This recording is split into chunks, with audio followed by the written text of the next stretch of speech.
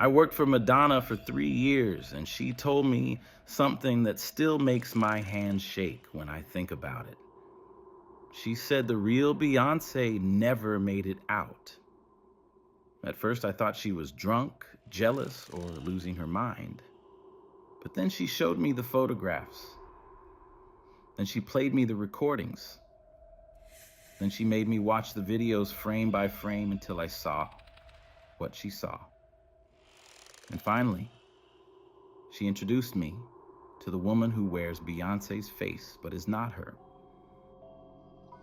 What I'm about to tell you will sound impossible, but every word of it is true. It was March 2003, and Madonna had been drinking heavily for 3 nights straight. This was not normal. She was disciplined, controlled, almost mechanical about her health and image. But that week, something had broken inside her. She would stand at her penthouse window for hours staring out at the New York skyline, whispering things I could not quite hear. On the 3rd night, she called me into her study at 2 a.m. I found her surrounded by folders, photographs scattered across her desk like evidence at a crime scene. Her eyes were red, but not from tears, from exhaustion, from something that looked like terror. She did not say hello. She just looked at me and said, "How much do you think fame costs?" I gave some useless answer about hard work and sacrifice. She cut me off. "Not that, I mean the real cost. The price they do not tell you about in interviews or documentaries. The price that legends pay to become legends." The way she said legends made my skin crawl, like it was not an achievement, but a curse. She picked up a photograph from her desk and held it toward me. It was Beyoncé, but the image was strange, unsettling. I could not immediately identify why. "Look at her eyes," Madonna said. "Really look." I looked, and once I saw it, I could not unsee it. There was something flat about them, something that did not reflect light the way human eyes should. They were too perfect, too symmetrical, too empty. "That photograph was taken 2 weeks ago at a private event," Madonna continued. "Now look at this one." She handed me another photograph. Same woman, same face, but this one was from 1999, from the early Destiny's Child days. The difference was subtle but unmistakable. The eyes in the older photograph had depth, warmth, irregularity. They were human eyes. "Do you see it?" Madonna asked, her voice barely above a whisper. I did not want to see it, but I did. "What happened to her?" I asked. Madonna poured herself another glass of wine, her hands trembling. "The same thing that almost happened to me. The same thing that happened to others before us. They took the real Beyoncé, and they replaced her with something else. Something that can handle the fame. Something that will never break, never age inappropriately, never lose the hunger. A copy, a manufactured vessel, built to be worshipped." I should have walked out. I should have called someone, shot and reported that my employer was having a mental breakdown. But something in her voice, something in those photographs, kept me frozen in place. "They call it the identity harvest," Madonna said, "and it has been happening for decades." She opened a drawer and pulled out a leather journal worn and filled with frantic handwriting. "I have been documenting this for almost 20 years. Ever since they tried to do it to me in 1984. I refused, but it cost me everything to escape. And I have been watching ever since, seeing them do to others what they wanted to do to me." "Who are they?" I asked. "I do not know what to call them. The architects, the handlers, the machine underneath the machine. They are the ones who decide who becomes untouchable and who burns out. And they have a process for the ones they choose to elevate. A process that requires taking the original and storing them somewhere while a perfect copy takes their place. That is impossible, I whispered. I used to think so too, Madonna said. But then I watched it happen to Britney, to Christina, to others. And now I am watching it happen to Beyoncé. Her solo album is about to drop. Crazy in Love is about to make her the biggest star in the world. And the girl from Houston, the real girl, she's already gone. She never made it out of the process. She leaned forward, her eyes burning into mine. I am going to prove it to you. Next week, we are going to Los Angeles. There's a meeting scheduled, a potential collaboration. You are going to meet the woman who wears Beyoncé's face, and you are going to see for yourself that she is not human anymore. My throat was dry. Why are you telling me this? Because I need a witness, Madonna said. Because I need someone to document what I have learned before they come for me too. And because you are about to see something that will destroy every assumption you have ever had about the entertainment industry. What I did not know then was that the meeting in Los Angeles would be the least horrifying part of what was coming. Madonna did not sleep for the next 4 days. Neither did I. She had me review everything, every piece of evidence she had compiled over the years. Photographs, documents, recorded conversations, medical files that should not exist. The files were the worst part.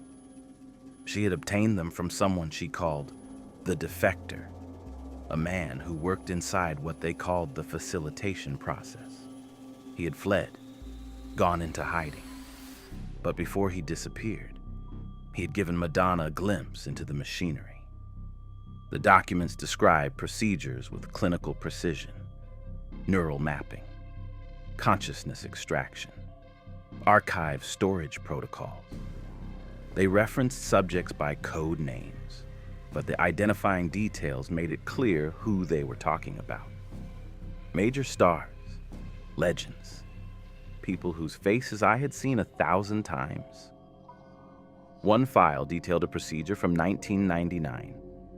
The subject was a female pop star, age 22, who had recently achieved massive commercial success. The document described how her consciousness was extracted over a period of 6 months, gradually, so the transition would be seamless. The copy was activated in stages, learning from the original, absorbing memories and mannerisms until it could perfectly replicate her. The original was noted as archived successfully, with a location code, RC 7 Northwest. Where's that? I asked, pointing at the code. I do not know, Madonna said. But it is where they keep them, the originals, alive but stored, conscious but trapped, watching their copies live the lives they were supposed to live. The idea was so horrifying that my mind kept trying to reject it, but the documents were too detailed, too specific. They included brain scans, consciousness transfer rates, integration timelines. This was not science fiction. This was documentation of something that had actually happened. Madonna showed me comparison photographs of a dozen different celebrities. She had collected images spanning their entire careers, arranged chronologically. And in every single case, there was a moment where the face changed.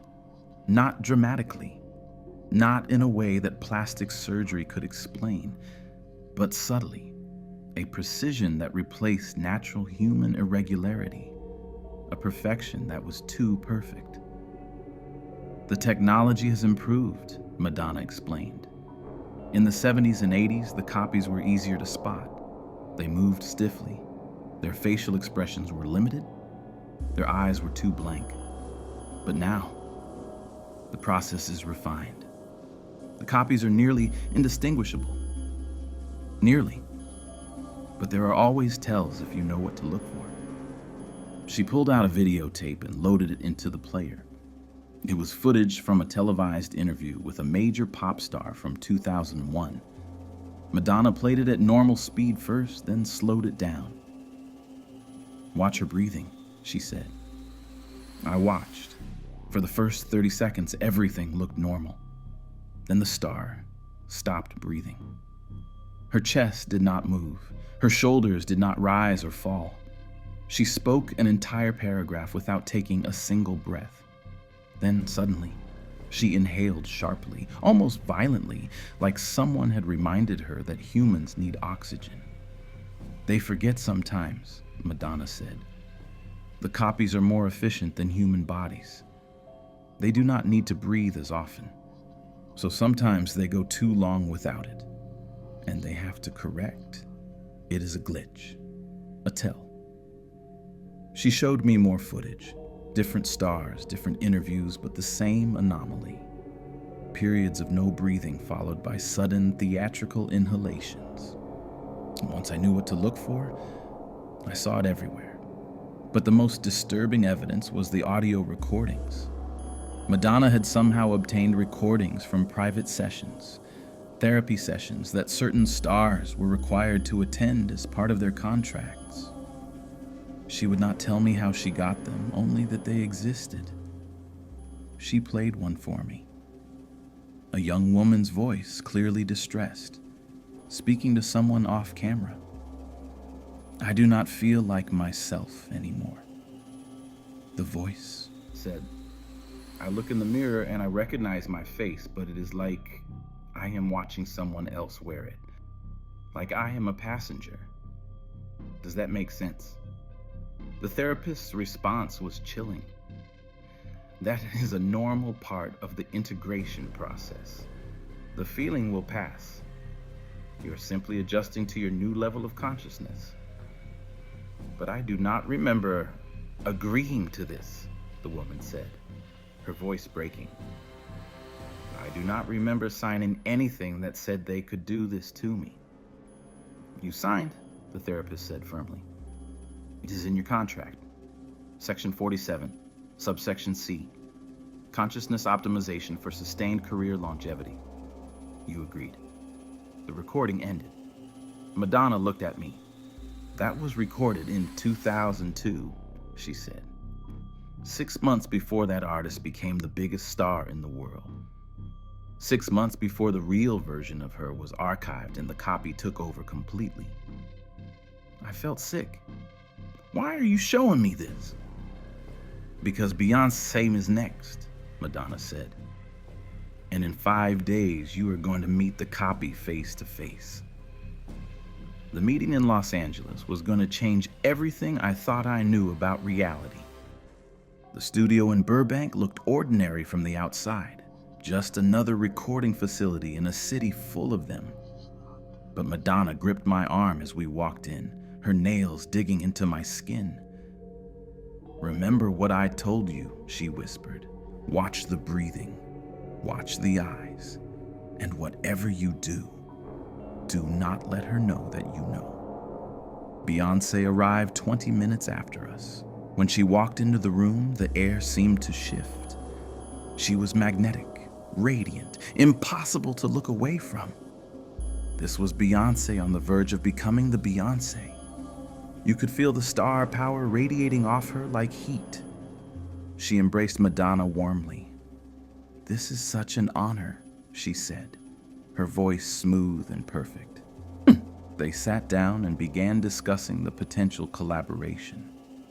I stood to the side, trying to be invisible, trying to observe without being obvious. At first, everything seemed normal. Beyoncé was charming, articulate, professional. She laughed at Madonna's jokes, asked thoughtful questions, contributed creative ideas. She was everything you would expect a rising superstar to be. But then I started noticing the small things. She blinked too regularly, exactly once every 4 seconds, like clockwork. Human beings do not blink on a precise schedule. We blink irregularly in response to light and dryness and thought. But Beyoncé blinked like a metronome, and then came the breathing. She was mid-sentence talking about vocal layering techniques when her chest simply stopped moving. The words kept coming, her mouth kept forming them, but there was no breath behind them. 10 seconds, 20, 30. I counted. 45 seconds without a single inhale. Then, as if someone had flipped a switch, she took a sharp, sudden breath. Too sharp, too pronounced. Like she had just remembered that humans need oxygen. No one else in the room seemed to notice. Madonna caught my eye across the room. She had seen it too. The conversation continued. Beyoncé's father, Matthew, was there, along with her manager and publicist. They discussed timelines, creative direction, potential producers. It all seemed so normal, so mundane. But I could not stop watching her eyes. They were beautiful, perfectly symmetrical, but they did not move the way human eyes move. When she looked at someone, her entire head turned. Her eyes did not shift first and then her head followed, the way yours or mine do. Instead, her head and eyes moved as one unit, mechanically precise. And when she thought no one was looking, when the conversation shifted away from her for a moment, her face went completely blank. Not relaxed, blank, like a machine in standby mode. Her expression held no emotion, no thought, no humanity, just a beautiful, empty mask. Then someone addressed her, and instantly the warmth flooded back, the smile activated, the charm returned. But I had seen the nothing underneath. Madonna stood abruptly. "Rebecca, could you grab my notebook from the car? I want to write down some of these ideas." It was a dismissal, a test, a way to see how the copy would react to my sudden movement. As I turned to leave, Beyoncé's head swiveled toward me with unsettling speed. Too fast. No human neck moves that quickly. Her eyes locked onto mine, and for just a fraction of a second, I saw something behind them. Not warmth, not curiosity, but calculation, analysis. Like she was scanning me, recording me, determining whether I was a threat. Then she smiled. "It was nice to meet you," she said. I mumbled something and left the room, my heart hammering. In the parking lot, I leaned against Madonna's car and tried to breathe. Tried to convince myself that I had imagined it, that the power of suggestion had made me see things that were not there. But I knew what I had seen. That was not a human being in that room. That was something else. Something wearing Beyoncé's face. Madonna found me 10 minutes later. She did not say anything. She just handed me a manila envelope. "Open it when you get back to the hotel," she said. "It is the last piece of evidence. The thing that will make you understand that this is real. That the real Beyoncé never made it out." That night, in my hotel room, I opened the envelope. Inside were photographs that would haunt me for the rest of my life. The photographs were labeled with dates and locations. The earliest was from December 2000, taken at what looked like a private facility. It showed Beyoncé, the real Beyoncé, sitting in a chair. She was wearing a white medical gown. Her head was connected to dozens of wires, nodes attached to her scalp like a crown of thorns. But it was her expression that destroyed me. She looked terrified.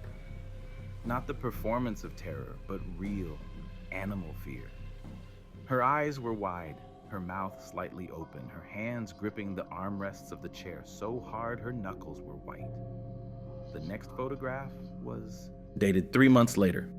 Same facility, same setup. But this time, there were two figures. One was Beyoncé, still connected to the wires, but her expression was different now. Blank, resigned, empty. The other figure stood beside her. It also wore Beyoncé's face, The copy. It stood perfectly still, its posture unnaturally straight, its hands at its sides. It wore the same white medical gown, but its expression was not blank. It was focused, learning, absorbing. The subsequent photographs documented the process. The copy being trained, being taught to move like Beyoncé, to speak like her, to smile like her. In some images, they stood side by side, mirror images except for the eyes. The original's eyes held depth and emotion. The copy's eyes were flat, empty, waiting to be filled. There was a photograph dated June 2001. The original Beyoncé was thinner now, her face gone, her eyes sunken. She was still connected to the wires, but she looked less present, like something essential was being drained from her. The copy, by contrast, looked vibrant, alive. It had learned to mimic human warmth. In this photograph, it was smiling, and if you did not look closely, you would think it was a genuine smile. But the eyes were still empty. The final photograph in the sequence was dated November 2002, just 4 months before I met the copy in that Burbank studio. It showed only one figure, the copy, fully activated, fully integrated. It stood alone in what looked like a performance space, mid-song, its arms raised, its face radiating joy. It had become Beyoncé, or rather, it had become what Beyoncé was supposed to become, a flawless performing entity built to withstand the crushing weight of global superstardom. There was one more photograph in the envelope. This one had no date. It showed a long, sterile hallway lined with doors. Each door had a small window and a label. The labels were codes. ARC Erasure East, ARC 11 South, ARC 19 Northwest. Archive locations. Behind one of those doors was the original Beyoncé, conscious, alive, but trapped, stored. Watching her copy live the life she was supposed to live, achieve the success she was supposed to achieve, become the legend she was supposed to become. And she would stay there forever. I called Madonna immediately. My hands were shaking so badly I could barely hold the phone. "Where did you get these?" I asked. "The defector," she said. "He smuggled them out before he disappeared. This is how it works. This is what they do, and this is what they wanted to do to me." "We have to stop this," I said. "We have to tell someone. Expose this. Free her." "We cannot," Madonna cut me off, her voice hard. "Do you think I have not tried? Do you think I have not spent years trying to find the archive, trying to get proof that would hold up? Trying to find someone in power who is not part of this? It is impossible. They own everything. The industry, the media, the legal system. Anyone who gets too close disappears. The defector is probably dead by now." "Then why show me?" I asked. "Why tell me any of this if we cannot do anything?" "Because someone needs to know," Madonna said quietly. "Someone needs to witness. And someone needs to remember that these women, these legends we worship, they paid a price that no one should have to pay. The real Beyoncé never made it out. But at least now, you will remember that she existed." But Madonna was wrong about one thing. There was something we could do. Something she had not considered. And it would cost me everything. I became obsessed. For weeks after returning to New York, I could not think about anything else. The photographs haunted me, the image of the real Beyoncé, terrified and connected to those wires, trapped while her copy took over her life. Madonna had said the defector was probably dead, but she had also said probably, not definitely, which meant there was a chance, however small, that he was still alive, still hiding, still holding more pieces of the truth, I started digging. I used every resource Madonna's position gave me access to. I searched through her old files, her contacts, her encrypted emails. I called in favors from people who owed her. I followed digital trails that went nowhere. And then, finally, found one that went somewhere. His name was Marcus Webb. He had worked as a medical technician for a private company called Zenith Wellness Solutions from 1997 to 2003. The company did not officially exist. No website, no public records, no tax documents. But if you knew where to look, you could find traces. Invoices paid by major record labels. NDAs signed by industry executives. Whispers in the darkest corners of the entertainment world. Marcus had disappeared in late 2003, right around the time Madonna received those photographs. But I found a lead. A former colleague who had stayed in touch with him, who knew he was alive and hiding somewhere in northern Canada. It took me 2 months to convince this colleague to give me a location. It cost me $10,000 of my own money and the promise that I would never reveal how I found him. In June 2003, I flew to a town 4 hours north of Vancouver. Marcus lived in a cabin so remote you could only reach it by hiking 3 miles through dense forest. He answered the door with a hunting rifle. "Who sent you?" he demanded. "Madonna," I said. "I work for her. She showed me the photographs. I need to know more." He stared at me for a long moment, then lowered the rifle. "You should not have come here. They will kill you for knowing what you know."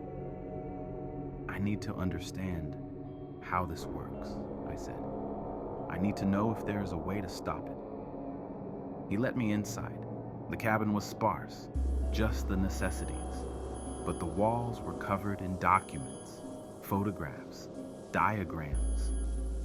He had been continuing his research even in hiding. "There is no stopping it," he said immediately. "The system is too big, too entrenched. It has been running for over 50 years, maybe longer." "Tell me how it works," I said. He poured us both coffee and began to talk. For 3 hours, he laid out the entire process. The identity harvest starts with identification. They look for talent that has the potential to reach icon status. Not just famous, but legendary. The kind of fame that transcends music or acting and becomes cultural worship. Once identified, the subject is approached, usually through their management or label. They are offered a special contract buried in legal language that references consciousness optimization and career longevity enhancement. Most do not understand what they are signing. Some do and sign anyway, desperate for the guaranteed success. The process takes 6 to 18 months. It begins with neural mapping, capturing every aspect of the subject's consciousness, personality, and memories. This is done gradually during sessions disguised as therapy or medical checkups. Simultaneously, the copy is being grown. Not cloned in the traditional sense, Marcus explained, but manufactured using technology he did not fully understand. Biosynthetic materials, programmable neural networks, something between organic and artificial. The copy learns by observing. It watches the original, absorbs their mannerisms, studies their voice and movements. It has access to all the mapped consciousness data, so it does not just mimic the original. It becomes them, or at least a perfected version of them. The final stage is the transfer. The original consciousness is fully extracted and placed into archive storage. Their body is maintained in a medically induced stasis, kept alive but non-functional. Meanwhile, the copy is activated and integrated into the original's life. The transition happens during a planned absence, a retreat, or private vacation. When the star returns to public life, it is the copy. What happens to the originals in the archive? I asked, dreading the answer. Marcus looked at me with hollow eyes. They are conscious, fully aware. They can see and hear through monitoring systems. They watch their copies live their lives, give their performances, accept their awards. They watch everything they were supposed to be, and they cannot do anything about it. They are prisoners in their own bodies, stored in a facility they can never escape from. Where is the facility? I asked. That is the one thing I do not know, Marcus said. That information was above my clearance level.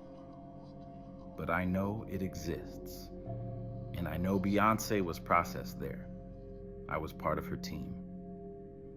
Then came the most devastating news of all. Marcus stood up and walked to a locked cabinet in the corner of the cabin.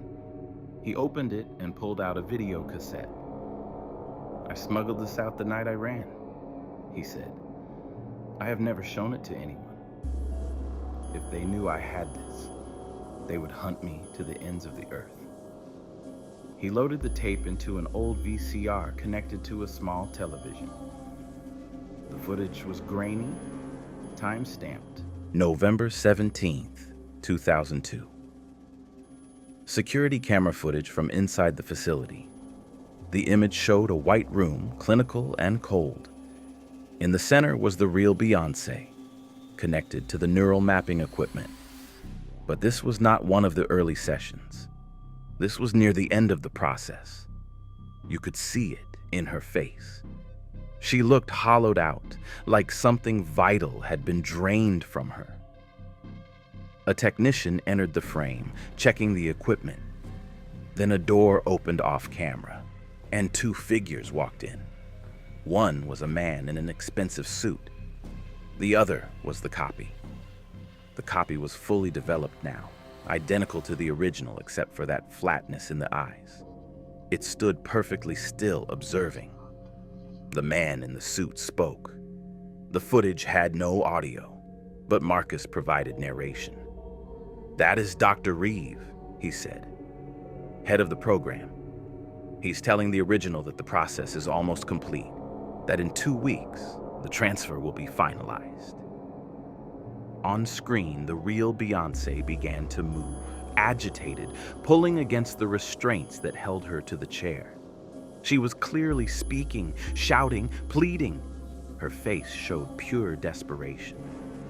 The copy watched with detached curiosity. Not sympathy, not recognition, just observation. Dr. Reeve made a gesture, and the technician adjusted something on the equipment.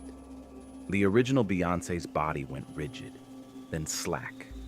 Her eyes were still open, still aware, but she could not move anymore.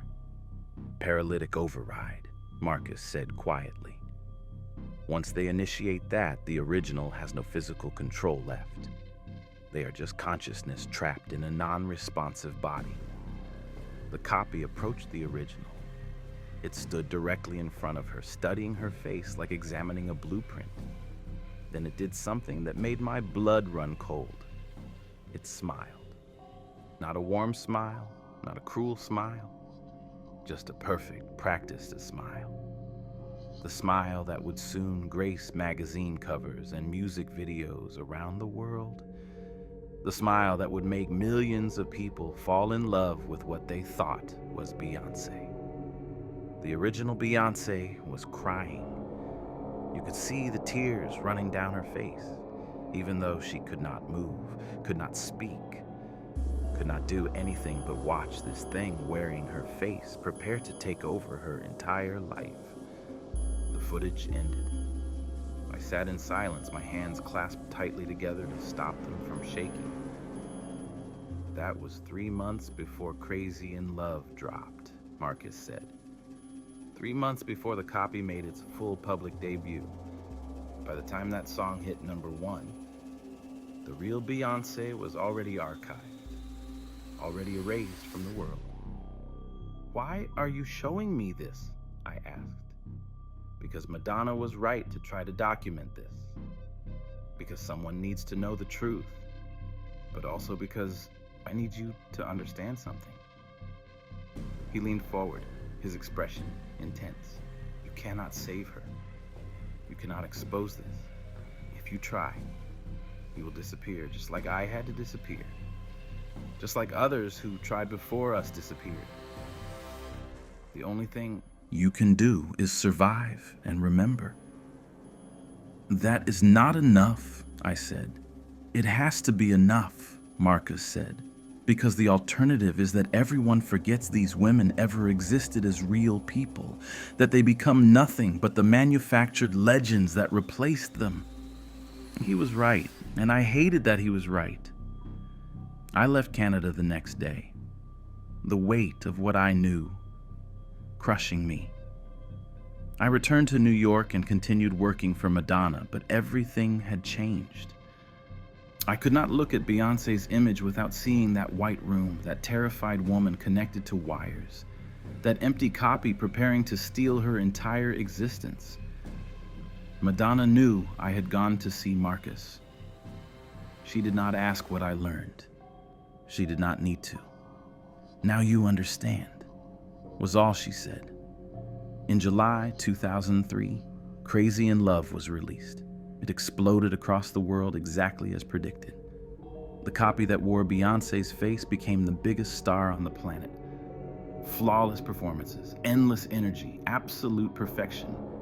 And somewhere, in a facility I could never find, the real Beyoncé watched it all happen. Trapped, aware, helpless. I stayed with Madonna for 6 more months, but the knowledge ate at me. Every time I saw a magazine cover, every time I heard a song, every time someone praised Beyoncé's latest performance, I wanted to scream the truth. But I did not. Because Marcus was right. The system was too big, too powerful, too protected. Then Madonna made one final confession that would explain everything. It was December 2003. I had submitted my resignation, unable to continue working in an industry that harvested souls and called it success. Madonna had accepted it without argument. She knew what the knowledge had done to me. She had lived with it for 20 years. On my last day, she invited me to her penthouse one final time. Just the two of us. No assistants, no security, no witnesses. She poured 2 glasses of wine and sat across from me in the same study where this had all begun 9 months earlier. There is something I never told you, she said. Something I should have told you before you went looking for Marcus, before you saw that video, before you carried the weight of proof. What? I asked. She took a long drink of wine. I told you they tried to harvest me in 1984. I told you I refused and escaped, but that is not the complete truth. My stomach dropped. I did refuse the full process, Madonna continued, but they do not simply let you walk away from that. Refusal has consequences, so we made a compromise, a deal. They would let me keep my consciousness, let me remain myself, but in exchange, I would have to help them identify the next generation. I would have to watch for talent that could handle the harvest. Report to them. Guide certain artists toward the contracts without telling them what they were really signing. The room seemed to tilt. You did not? I whispered. I did, Madonna said, her voice hollow. For almost 20 years, I have been a scout for them. Not actively, not enthusiastically, but when they asked, I complied, because the alternative was that they would complete the harvest on me. Take me, archive me, replace me with a copy that would do the work anyway. Beyoncé, I said. Did you? Yes, Madonna cut me off. In 2000, they asked me about Destiny's Child, asked if I thought any of them had icon potential. I said yes. I said Beyoncé had something special, something that could sustain the kind of worship that breaks normal humans. Tears ran down her face, but her expression remained controlled. I am the reason they targeted her. I am the reason the real Beyoncé never made it out. I identified her. I set the process in motion, and I have had to live with that ever since. I could not speak, could not process what I was hearing. That is why I documented everything, Madonna said. That is why I showed you the evidence, why I sent you to Marcus. Because I am complicit in the system, and I needed someone outside of it to know, to carry the truth, to remember these women as human beings before they became manufactured gods. How many? I asked quietly. How many have you identified? 7 over the years, she said. Some I identified before I fully understood what would happen to them. Others I identified knowing exactly what I was sending them toward. And I did it anyway because I was terrified of what would happen to me if I refused. She reached into her desk and pulled out a final folder. She set it in front of me. This is everyone I identified. Everyone who went through the harvest because I pointed them out.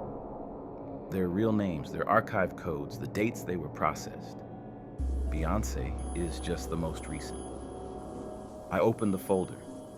Inside were profiles of 7 women, 7 legends, 7 faces the entire world recognized and worshipped. And underneath each photograph was a note. Archived. Location unknown. Original consciousness preserved. What do you want me to do with this? I asked. Survive, Madonna said.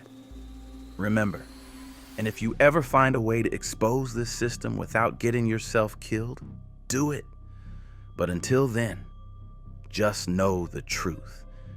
Know that these legends we worship, they paid a price that no human should ever have to pay. And know that I am the one who sent them to slaughter. She stood up, walked to the window, and stared out at the New York skyline. The real Beyoncé never made it out, she said softly. And that is my fault. That is the price I pay to keep my own consciousness. I became the thing I hate most, a collaborator, a harvester. I left that penthouse and never spoke to Madonna again. But I kept the folder. I kept the photographs. I kept the evidence. And now I am telling you, because someone needs to know. Someone needs to remember. The woman you see performing, winning Grammys, breaking records, inspiring millions, that is not Beyoncé. That is what they made to replace her. The real Beyoncé is somewhere in the archive watching. Her copy lived the life that was stolen from her. 2 weeks ago, I received a package with no return address. Inside was a single photograph and a handwritten note. The photograph showed a facility in the mountains, remote and heavily secured. The architecture was brutal, industrial. In the corner of the image, barely visible, was a label, Archive Site 7, Northwest Sector. The note said, "She is in Wing C, room 447. They moved her last year. She still watches. She still remembers. She knows what was stolen." Madonna had finally found it. The location, the proof. But the note included one more line, written in shaking handwriting. "I am sorry I did this to her. I am sorry I did this to all of them. They are coming for me now. The harvest I escaped for 40 years is finally here. Tell the truth while you still can." I never heard from Madonna again.